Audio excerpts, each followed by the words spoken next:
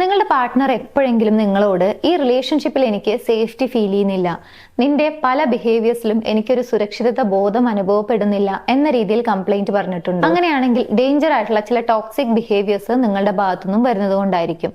അങ്ങനെയുള്ള കുറച്ച് കാര്യങ്ങൾ പറയാം. ഒന്ന്, ഒരു ഫീഡ്ബാക്ക് പോലും പറയാൻ പറ്റാത്തൊരവസ്ഥ.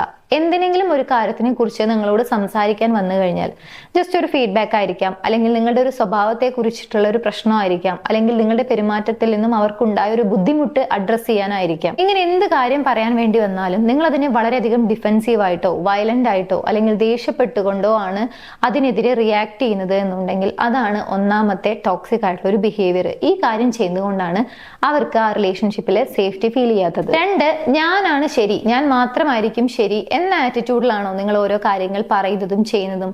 അങ്ങനെയാണെങ്കിൽ അതാണ് രണ്ടാമത്തെ ടോക്സിക് ആയിട്ടുള്ള ഒരു ബിഹേവിയർ. മൂന്ന്, ഇടയ്ക്കിടയ്ക്ക് മിസ്റ്റേക്ക് വരുന്ന സമയത്ത് സോറി പറയുന്നുണ്ടായിരിക്കും, പക്ഷെ ഈ സോറി പറയുന്ന എണ്ണം മാത്രമാണ് കൂടുന്നത്.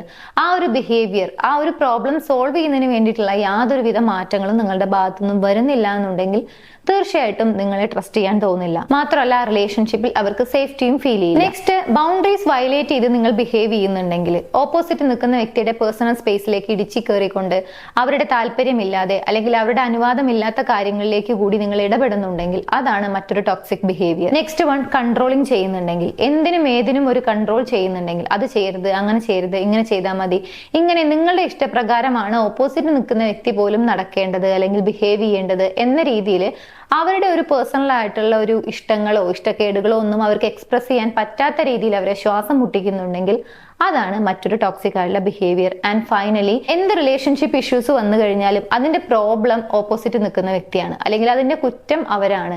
എന്ത് പ്രോബ്ലം ആയിക്കൊള്ളട്ടെ അതിന്റെ കാരണം അവരാണ് എന്ന രീതിയിലാണോ നിങ്ങൾ ഓരോ കാര്യങ്ങൾ ചെയ്യുന്നത്? ഇങ്ങനെ ഈ പറഞ്ഞ കാര്യങ്ങളൊക്കെ നിങ്ങൾ ചെയ്യുന്നുണ്ടെങ്കിൽ സ്വാഭാവികമായിട്ടും നിങ്ങളുടെ പാർട്ട്ണർക്ക് നിങ്ങളോടൊപ്പമുള്ള റിലേഷൻഷിപ്പിൽ സേഫ്റ്റി ഫീൽ ചെയ്യില്ല. സോ പാർട്ട്ണർ അൺസേഫ്റ്റി ഫീൽ ചെയ്യുന്നുണ്ട് എന്ന് പറയുന്നുണ്ടെങ്കിൽ ഈ പറഞ്ഞ കാര്യങ്ങളൊക്കെ അറിയാതെ നിങ്ങളുടെ ഭാഗത്തുനിന്ന് വരുന്നുണ്ടോ എന്നുള്ളത് ചെക്ക് ചെയ്യുക, കറക്റ്റ് ആയിട്ടുള്ള ഡിസിഷൻ എടുക്കുക. ഇനി നിങ്ങൾ മാനിഫെസ്റ്റേഷനിലൊക്കെ വിശ്വസിക്കുന്ന ഒരു വ്യക്തിയാണെങ്കിൽ നിങ്ങളുടെ ലൈഫിലുള്ള വ്യക്തി നിങ്ങളുടെ വാല്യൂ മനസ്സിലാക്കി നിങ്ങളെ ചേസ് ചെയ്യാൻ ആഗ്രഹിക്കുന്നുണ്ടെങ്കിൽ നിങ്ങൾക്ക് ഫോളോ ചെയ്യാൻ കഴിയുന്ന പവർഫുൾ ആയിട്ടുള്ള ഒരു അഫർമേഷൻ ഉണ്ട്.